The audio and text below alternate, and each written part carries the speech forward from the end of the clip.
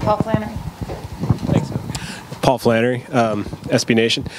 Brad, where do you see James Young? He's potentially a little undersized as a 3. Do you even see him as in a specific position, just a wing? How do you see him? Yeah, I've always looked and tried to say, okay, if we have a primary ball handler on the floor, 2 and 3 are pretty interchangeable with regard to actions, with regard to who they can guard, depending on who we're playing, and you just kind of mix and match that way. I think he can play some 2. I think he can play some 3 against certain teams.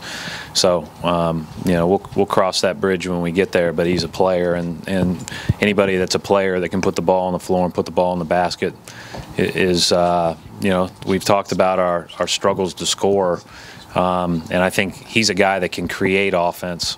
And create offense, whether it's versus a closeout or even when he's being defended on the perimeter.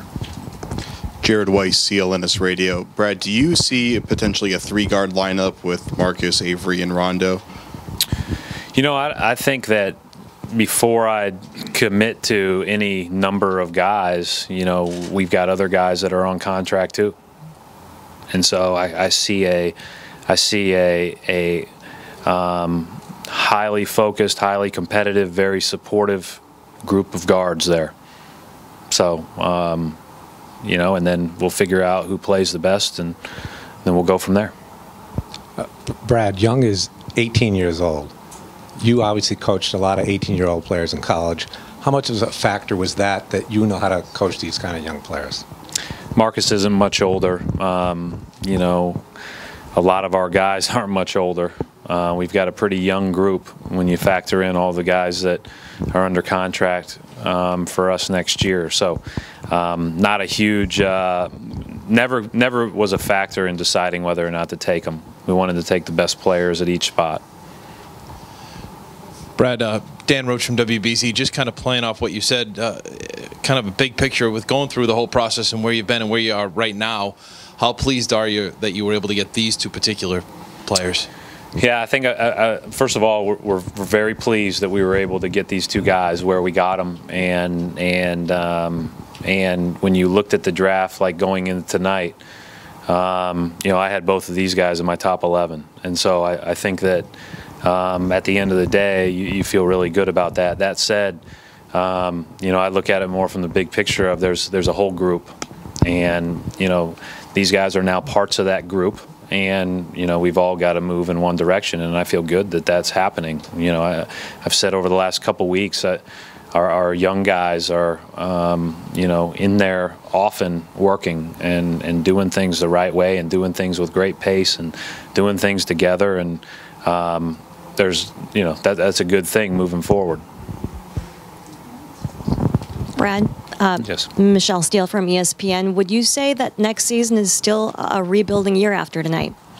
That's going to have to be a question for all of you, and maybe pose that question to management or pose that question to people that aren't coaching, right? I think at the end of the day, when you're a coach and when you're in the midst of it, you're trying to win every game. You're trying to win the next game, and you don't look at anything as rebuilding. You look at it as a next opportunity.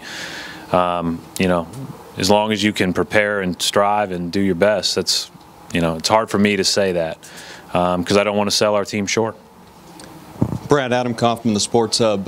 Was the current roster construction considered at all as you guys were making the picks, or was it strictly looking at your board, like you said you had them both in your top 11? The only thing that I would say that we were at least discussing coming into play with the second pick was perimeter scoring.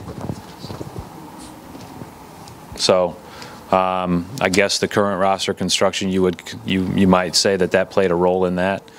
But at the end of the day, no, it didn't. We wanted to take the best players available that we thought were the best players available for us.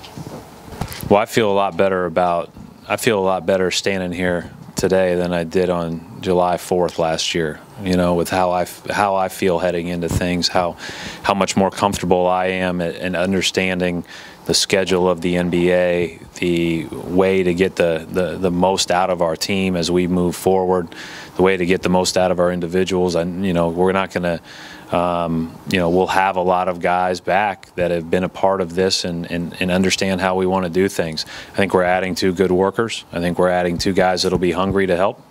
And, you know, I think that's all a positive. Can I predict how many wins that creates? I can't predict that, but I do think we'll be a lot more prepared from the standpoint of the big picture, both on the court and in our preseason and everything else than I would have felt last year at this time.